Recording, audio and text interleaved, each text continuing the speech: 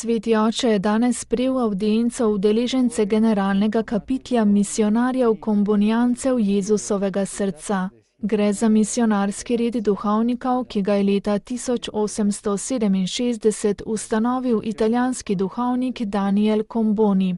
Papež jim je spregovoril o njihovi identiteti in jih imenoval služabniki in glasniki evangelija. Na začetku njihovega poslanstva je dar, zastonjska spodbuda Božje ljubezni, ki jim je dala dvojen poklic, biti z njim in iti oznanjati.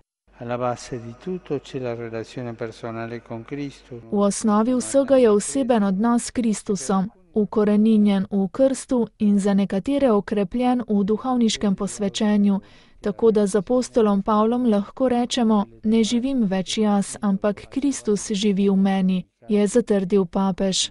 Ta živeti s Kristusom določa vse naše bitje in delovanje, živi in hrani pa se ga v molitvi, v ostajanju pri Gospodu, v čaščenju, v pogovoru iz srca v srce z njim. Po papeževih besedah se ravno v tem prostoru čaščenja najde resničen zaklad, ki se ga z oznanjevanjem podarja bratom in sestram.